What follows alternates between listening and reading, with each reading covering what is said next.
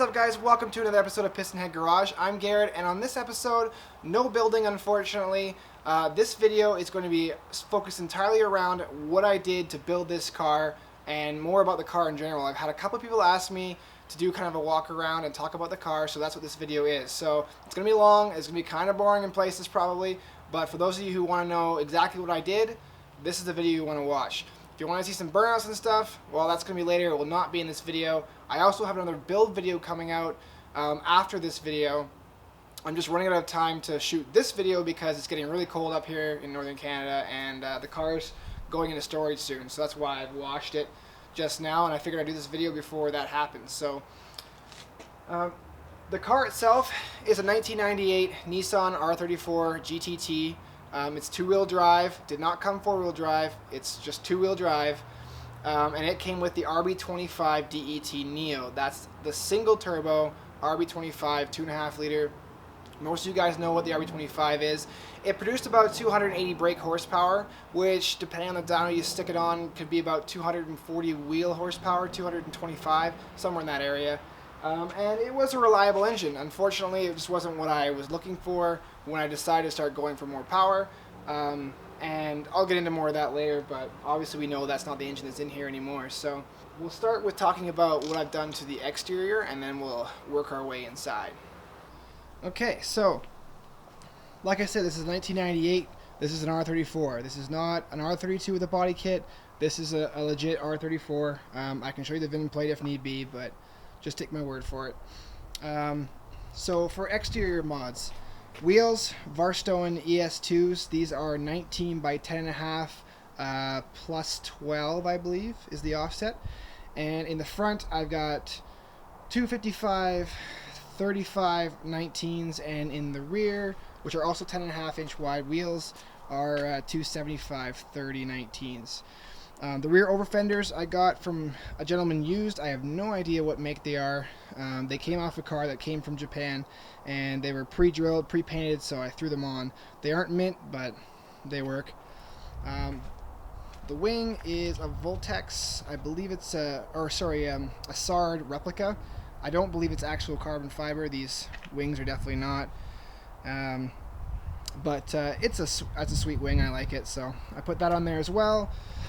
The exhaust is 100%, well, we'll say 90% homemade by myself. I welded it together. It does not look pretty, but it works. The only thing that's not made by myself is the tip, which I just took off the stock Nismo muffler that was on here, and the downpipe, which came with the turbo kit for the car. I've also got a little drift charm you can see over there that I threw on just for shits and gigs. Suspension wise, in the rear I have GK Tech upper control arms to fix the camber issues I had when I lowered the car, but in the front I have nothing, basically just stock arms and suspension. All the bushings are stock. Everything, like I said, other than those rear control arms, everything is stock suspension wise.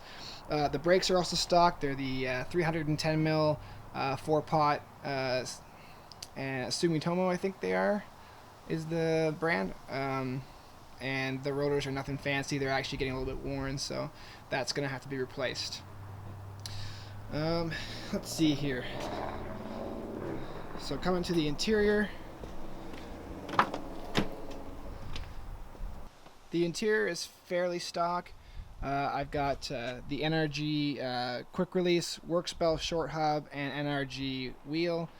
The gauges are also stock, and they all work except for the stock oil pressure and stock coolant gauges.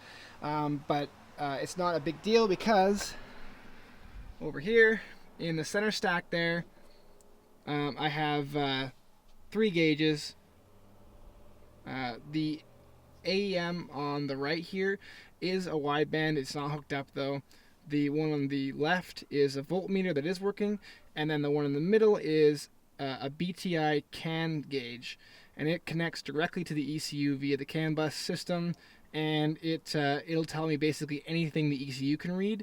So that's where I get my oil pressure and my coolant temperature from, is right there.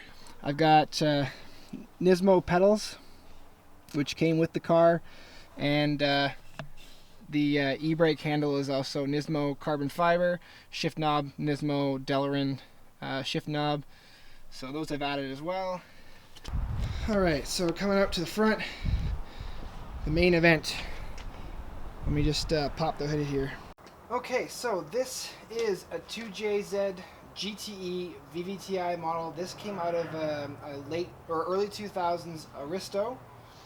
So it has variable valve timing as well as electronic throttle, which is sort of tricky for some people. Some people don't like the electronic throttle that came with it, but thanks to my ECU, I was able to utilize it, and it works great with the AEM Infinity. So modifications to the engine, not that many. I've replaced all the bearings, all the rings, and all the gaskets and seals. The factory waste spark system has been replaced with LQ9 coils with a Mojo coil bracket kit, so it just bolts right in. The pulleys are all Powerhouse Racing Black Edition pulleys, and an ATI super damper crank damper or harmonic balancer. So that's been all done up. The VVTi gear has been rebuilt with new O-ring and gasket. So that's fresh. Gates RPM timing belt, HKS exhaust side cam gear. This is really just for show. I'm not using it for anything other than that. I've got a Mishimoto radiator and a Mishimoto 16-inch high performance race fan. I'm also using Mishimoto rad hoses, silicone rad hoses. The nice thing about these are off of an IS300 actually. Well, they're made for an IS300, and all I did was trim off about an inch on each hose, and it fits perfectly with this rad with the stock location. Intercooler is an HDI intercooler kit for an R34. It's an Australian company that I don't know much about. I believe most of their stuff is made in China, but it works fine, and I'm pretty happy with it. I have a Chase Bays power steering reservoir and Chase Bays power steering line kit with the cooler. So that replaces the reservoir, the feed into your pump, the high pressure line to the rack, the return line from the rack, and it adds a coil rad power steering cooler to the system. So everything is now also located kind of on this side of the car, whereas from factory the cooler was on this side, and the hoses were kind of janky and they were leaking and it was just bad. So now I've got no more power steering leaks and a nice shiny reservoir here. I have a Mishimoto baffled catch can installed, which I think is awesome. It's a great product. Unfortunately, it only has one inlet, so on the engine side of it, I did have to block this side and rely on these transfer tubes here to get the blow by or pressure in the crankcase to kind of bypass its way through into here. So far I haven't had any issues with it though, so that's good. Aeromotive mini fuel pressure regulator. I mean, nothing much to say about that. It works great, no problems with it. I have BC Racing BR series coilovers that I got. They are basically just a standard setup for the R34, stock spring rates, and adjustable dampening and all that sort of stuff. So I've got those there as well. The turbo. This is a 67mm Rev 9. It is sort of a Chinese eBay brand turbo. I have about, I would say 4,500 to 5,000 kilometers on this turbo, which is about, what, 20-something hundred miles, or like 2,000 miles or so, maybe a bit more than that. I've had zero issue with it, although it is, I believe, starting to burn a bit of oil now, so I think the seals are starting to go on it. But I mean, for a Chinese turbo that's really cheap, I don't think it's a problem. This is going to get replaced. Also, I have AEM stainless steel sensors for our fuel pressure, MAP, oil pressure, and air intake temperature. Those are all linked directly to the ECU, so it can see everything it needs to see about this engine and knows what it's doing. The VVTi solenoid is also brand new. I just replaced it, so that's working well now that I've got it all tuned up. So one of the other cooler features I like about this this year is that I've changed is the wiring harness. This is a custom built wiring harness built by Tweaked Performance. I basically called them up, told them what I was doing, what I needed for sensors, what the engine was, I gave him a custom list of pinouts I needed for my to connect the chassis to the ECU so I could communicate with the TAC and get all my gauges and stuff to work. And he built it for me. So it was built really fast. Everything that's essential is all labeled nicely so I can see where everything goes. I'm not confused as to what is what. But the coolest feature, I think, is like this guy right here. So I opted for the, let's see here, the firewall, the mil-spec firewall plug. So you can see it's basically a flat plate that's I bolted to the firewall. Now if I go to remove this engine, which will probably happen in the future because there will be plenty more mods, to disconnect the wiring, I don't have to pull every plug out of the off the engine. I just come down here, I grab this, give it a twist, and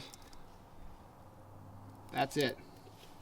Alright, so I'm going to talk a little bit about the actual swap now and how I did it. Because obviously there isn't like a bolt-in drop-in kit for a 2J in an R34, although it is pretty close. So there's really not that much to it. I've discovered that the lower cross member that goes between this point and that point on the strut tower under the frame to support the engine and the engine mounts, that is completely interchangeable with the S chassis version of the same thing.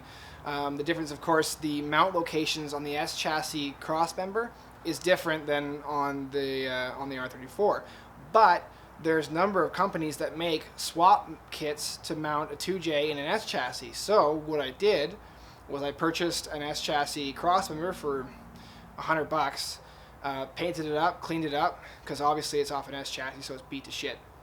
And then I bolted it in place under the car, and then I bought a set of CX Racing JZ transmission or engine mounts, bolted those to that subframe, and then the engine bolted right in. And conveniently enough, it lined up as you see it here. There's about 1.5 inches between the firewall and the back of the engine, and I've got just enough room up front for that race fan without it hitting anything, so it fits pretty damn perfect.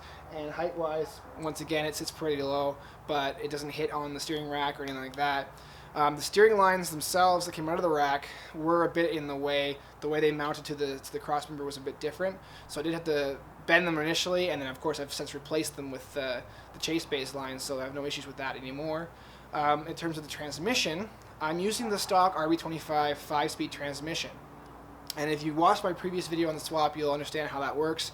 But basically what I did was I took the front half off the transmission with the bell housing and replaced it with that of a Z32 or 300ZX 5-speed transmission bell housing. The gearbox is the same, but the bell housing pattern or bolt pattern is different. So by doing that, I was then able to purchase a swap kit from Collins Adapters to swap a Z32 transmission onto a 2J.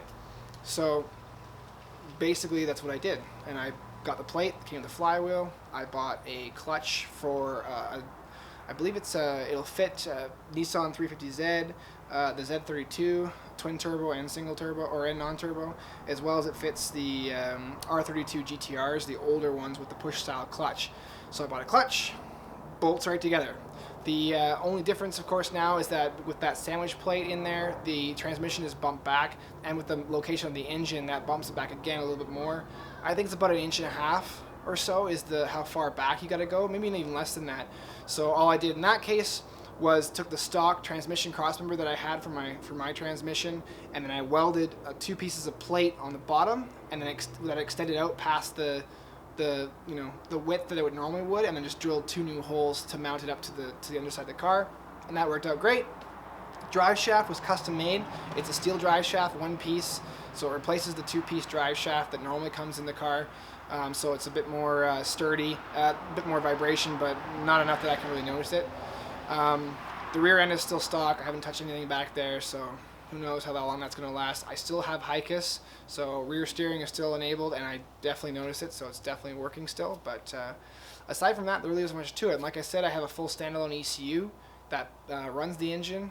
It's completely independent, really, from the chassis, aside from the TAC and the speed sensor. Pretty much everything else is kind of on its own, so it's kind of a drop-in system. I could almost take this engine and ECU and harness and then drop it in a different car, and it would just work. So that's kind of nice. Fuel system, I have 1000cc fuel injector clinic injectors. I have, like I said, the Aeromotive fuel pressure regulator, drift motion fuel rail, and then I have an AEM 320 liter per hour pump in the tank. I'm eventually going to switch that to a second pump, so I'll have dual 320 liter pumps running that. So when I go to a bigger turbo, I'll have the fuel to keep up with it, because obviously those injectors are going to be good up to, say, 800-900 horsepower. So that should be okay there.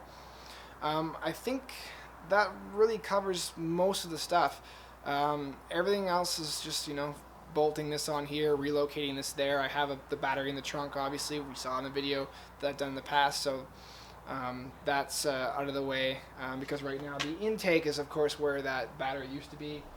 And I deleted the ABS to leave more room in the back there, so I have access to the wiring harness quick connect, and I also have the room to mount the catch can, and I have the power wire from the battery coming in there, and it splits off to everything it needs to split off to there. So that's pretty straightforward. So in terms of why I did this swap, because I know a lot of people have questions and a lot of people are upset because it's a Toyota engine in a Nissan chassis. There's many reasons why I did it. Personally, I just like it better. My experience with the engine is really good. I mean, I know people that have Supras and they're awesome, and you've seen countless people winning drag races with these things. The big horsepower guys down in Texas running 2Js. Not that I'm specifically going for that sort of deal with this car, but it's one of the things that kind of led me to go this way.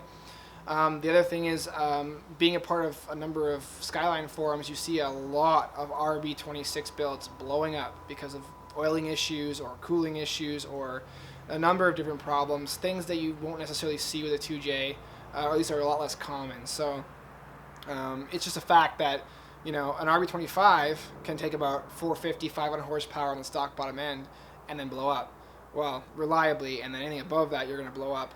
The 2Js, I mean, the number varies from person to person, but you can put 700, 800, some people are running 900 or even 1,000 horsepower on the stock bottom end.